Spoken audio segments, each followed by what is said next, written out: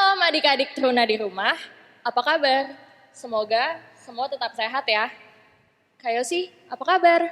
Baik, Kak Zeldi. Gimana kabar Kak Zeldi? Baik, puji Tuhan.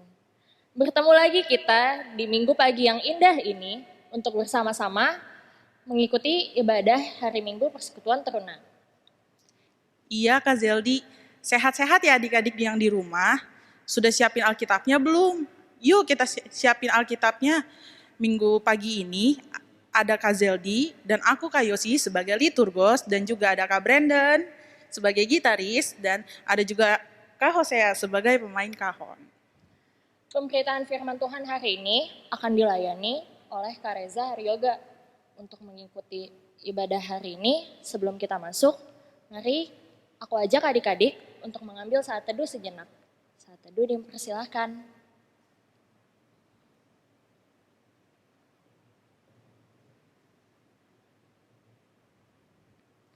Mari adik-adik kita beribadah, kita bangkit berdiri untuk masuk ke hadirat Tuhan dan memuliakan namanya sambil bernyanyi dari Gita Bakti 12, masuklah semua menghadap Tuhan.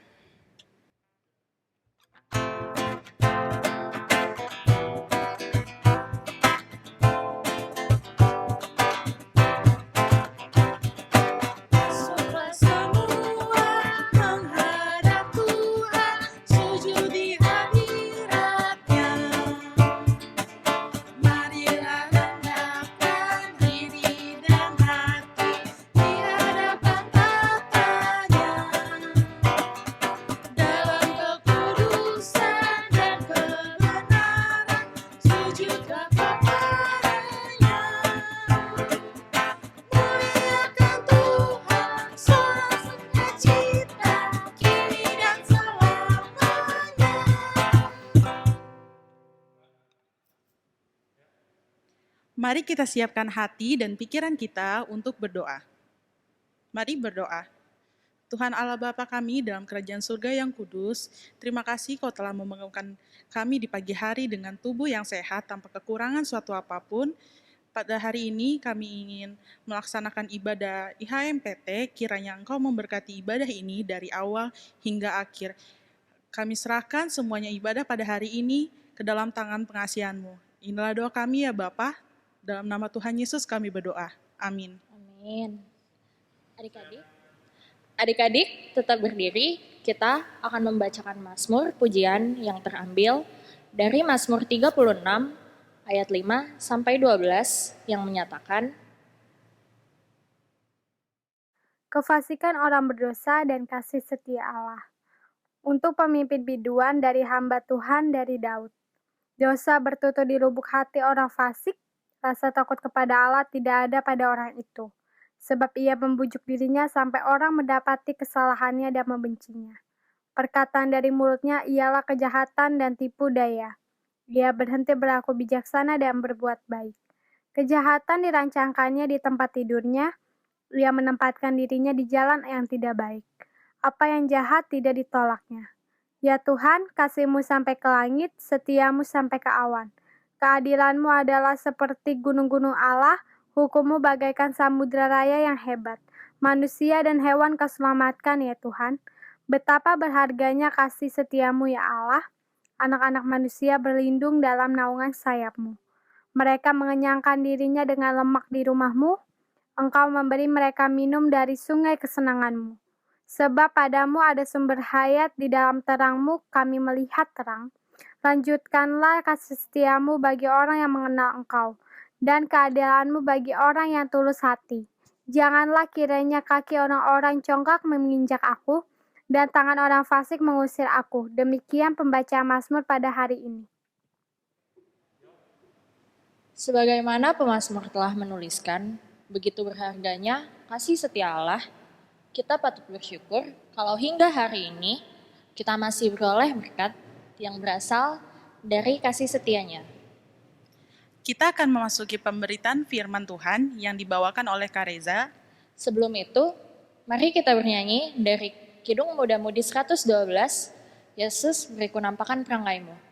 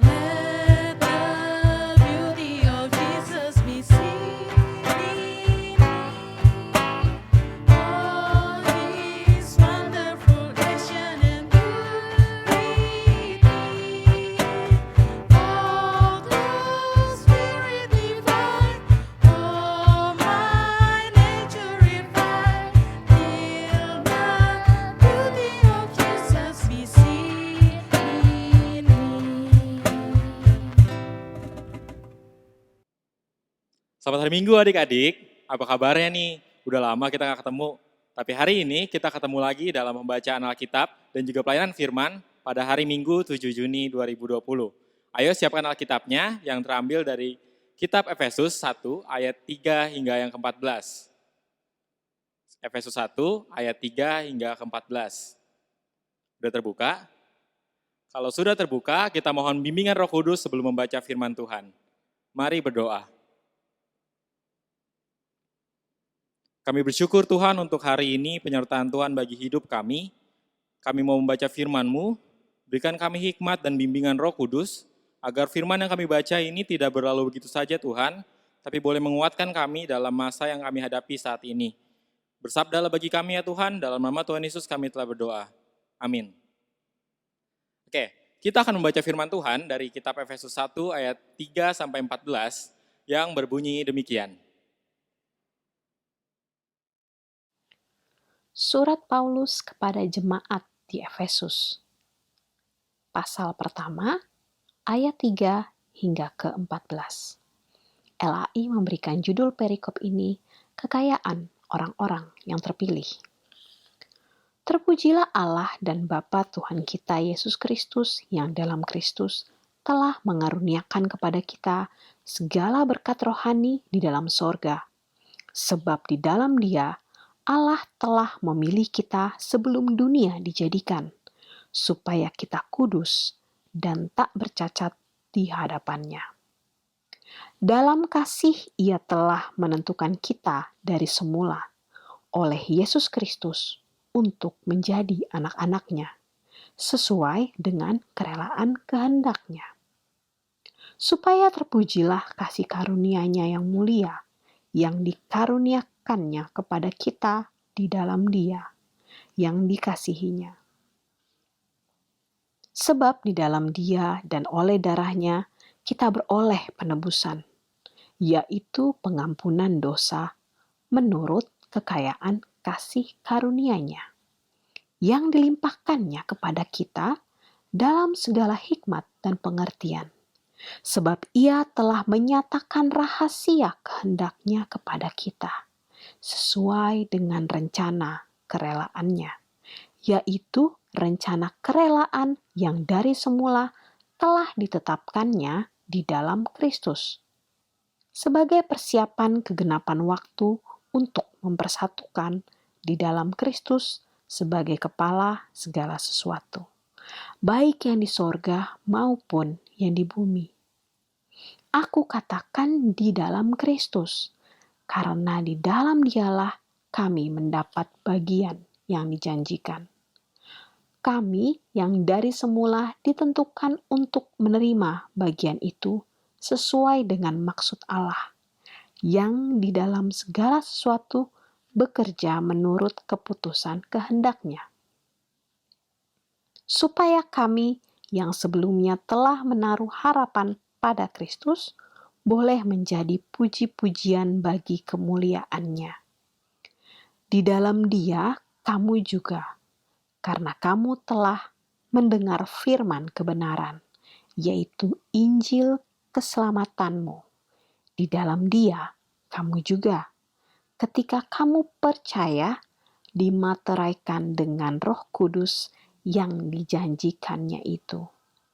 Dan Roh Kudus itu adalah jaminan bagian kita, sampai kita memperoleh seluruhnya, yaitu penebusan yang menjadikan kita milik Allah untuk memuji kemuliaan-Nya. Demikianlah firman Tuhan.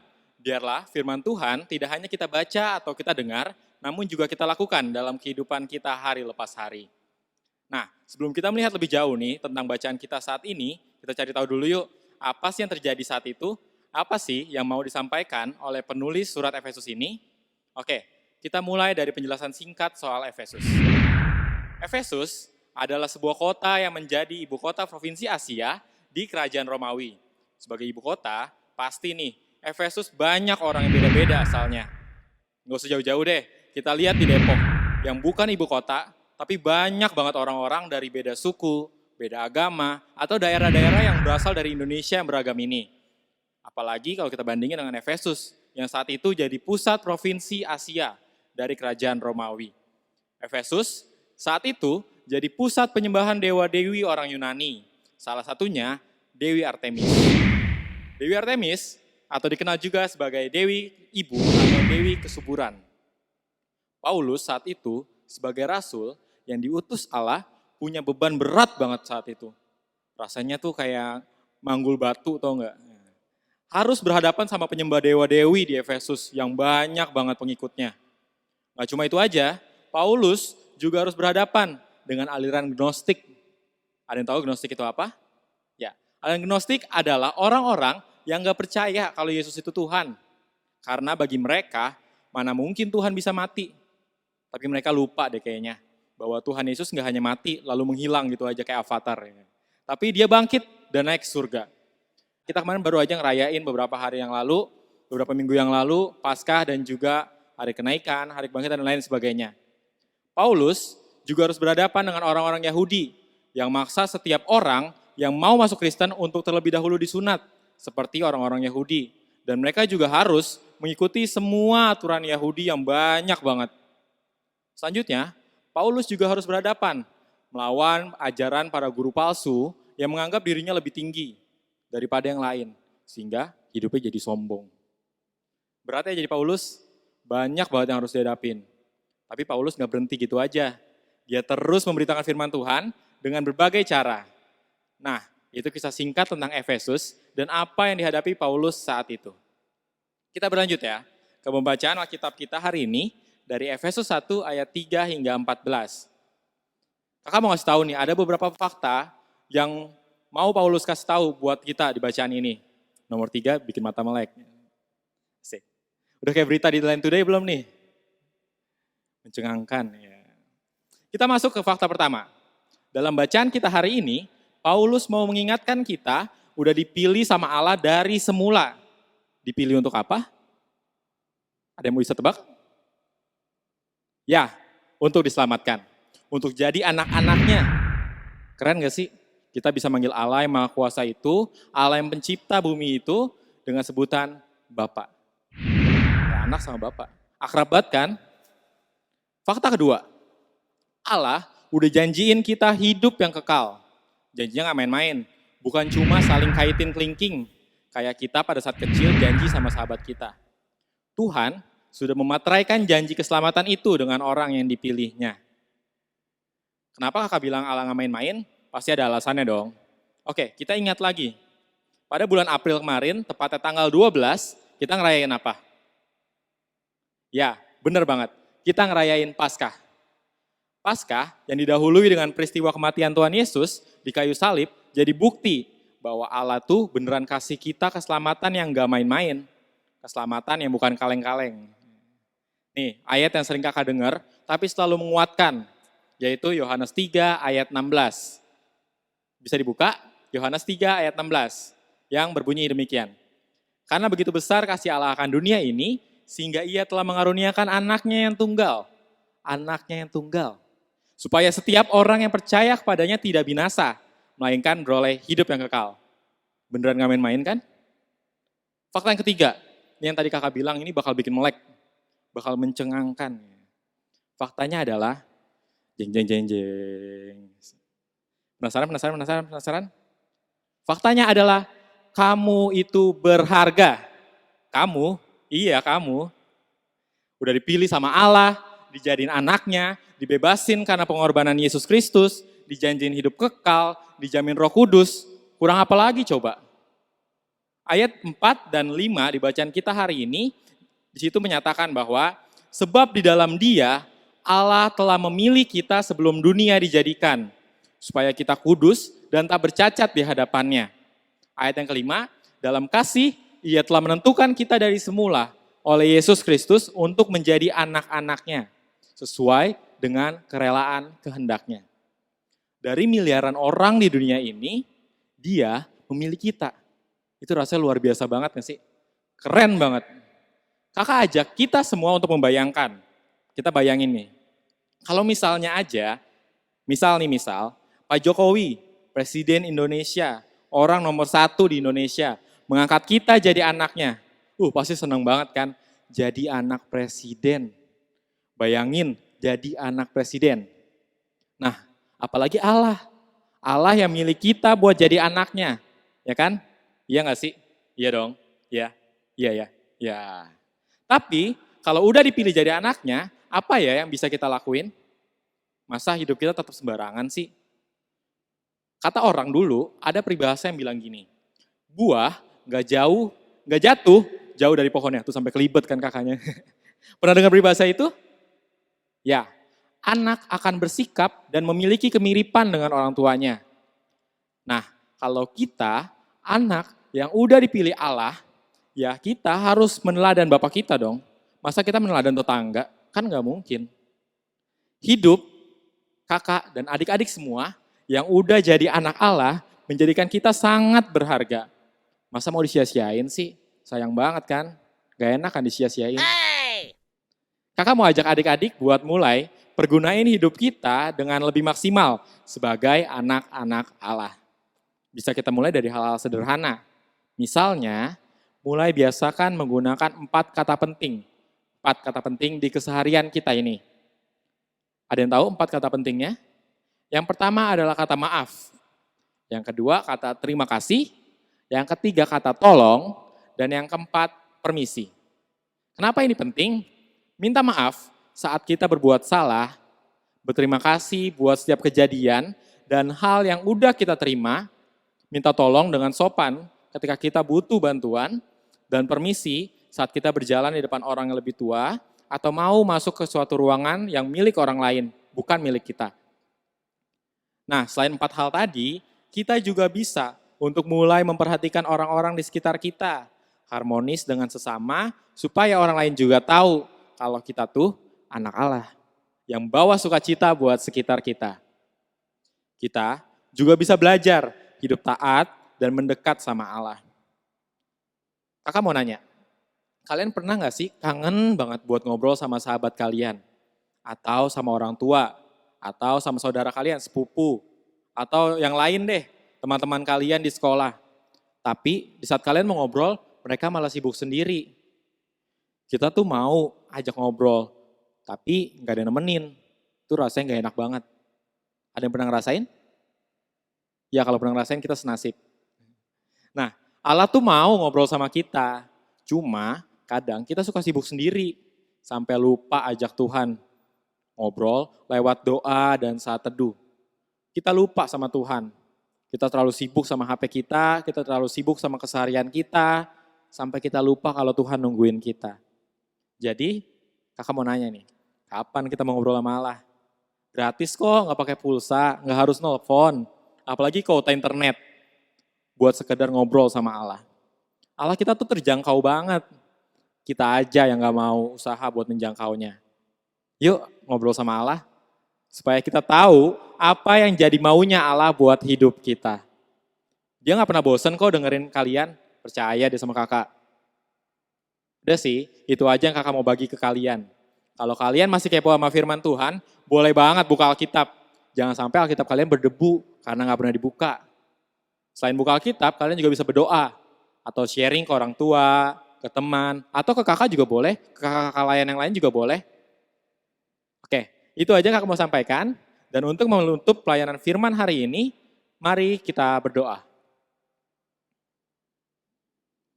Terima kasih Tuhan telah memilih kami menjadi anak-anak-Mu yang Tuhan telah kuduskan dan Tuhan telah utus kami untuk menjadi anak-anak terang di tengah dunia ini. Ajar kami untuk dapat hidup setia dan taat pada kehendak Allah. Ajar kami untuk mendekat kepada Allah dan ngobrol sama Tuhan setiap hari, agar kami tidak sibuk sendiri dengan handphone kami atau sibuk dengan pekerjaan-kerjaan kami. Terima kasih Tuhan, sertai kami dan pimpin jalan kami untuk menjadi anak-anak-Mu yang setia. Dalam nama Tuhan Yesus kami telah berdoa. Amin. Bagaimana adik-adik mengartikan firman Tuhan yang disampaikan oleh Kak Reza? Allah telah memilih setiap kita sejak semula dunia diciptakan.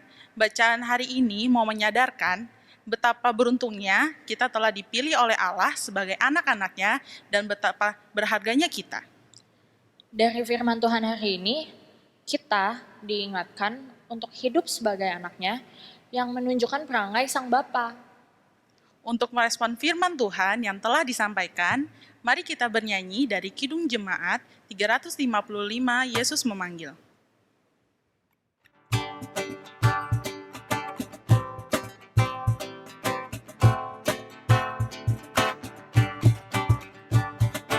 Yesus memanggil, mari segera ikutlah jalan sang dekat. Jangan sesat dengar sabdanya, kemarilah segera. Sungguh nanti kita akan senang, bebas dosa hati pun tentram. Bersama Yesus dalam terang, di rumah yang kekal. Adik-adik, berikut ada warta PT untuk minggu ini. Mohon disimak ya.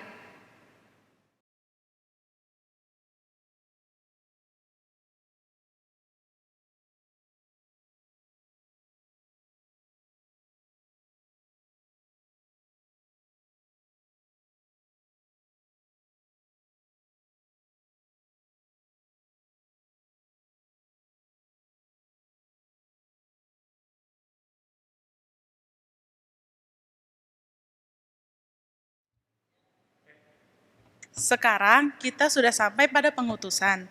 Kakak harap firman yang tadi boleh kita dengar menjadi pegangan adik-adik dalam kehidupan sehari-hari ya. Sebagaimana Tuhan telah berpesan melalui firman yang tadi kita telah dengar, artinya sekarang Tuhan mengutus kita untuk menjadi pelaku firman-Nya di dunia ini. Untuk menutup ibadah hari ini, aku mengajak adik-adik untuk bangkit berdiri dan menyanyikan pelengkap Kidung Jemaat nomor 182, Kuutus Kau.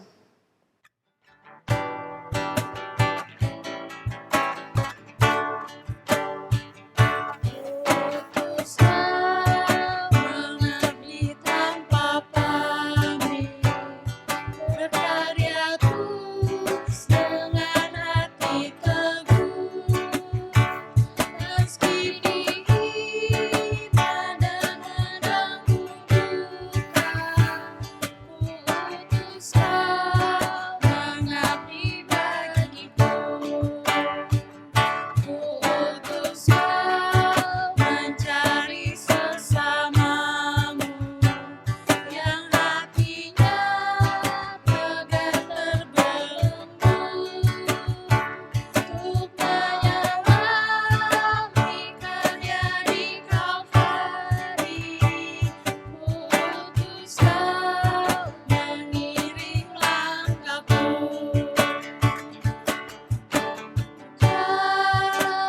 Bapa mengutusku,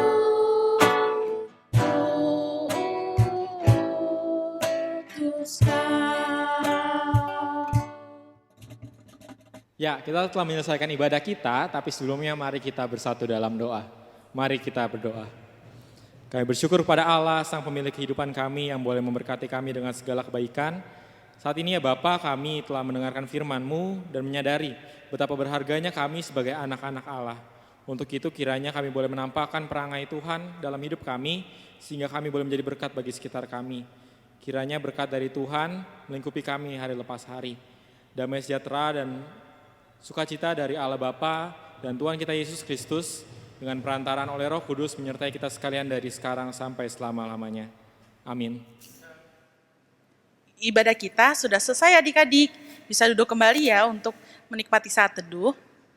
Buat adik-adik yang sudah menyiapkan persembahan, bisa titip ke mama papa untuk disampaikan ke gereja ya. Sehat selalu ya adik-adik. Jangan lupa firman yang tadi kita dengar harus diberlakukan. Sampai jumpa di minggu depan. Selamat hari Minggu, Tuhan Yesus memberkati. Dadah.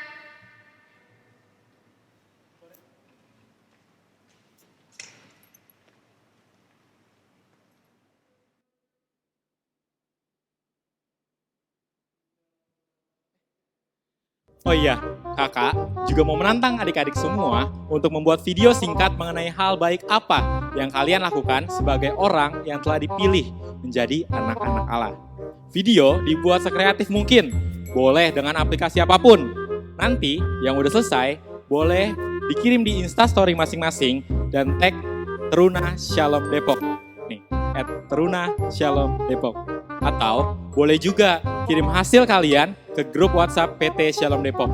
Video terkeren akan mendapatkan hadiah yang menarik deh pokoknya. Tapi tunggu akhir bulan ya. Batas kirim videonya adalah hari Rabu 10 Juni 2020.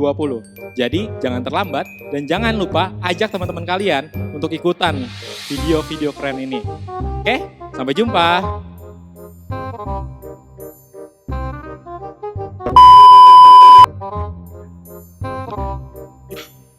Hilang orangnya. Mas, belum bayar, Mas.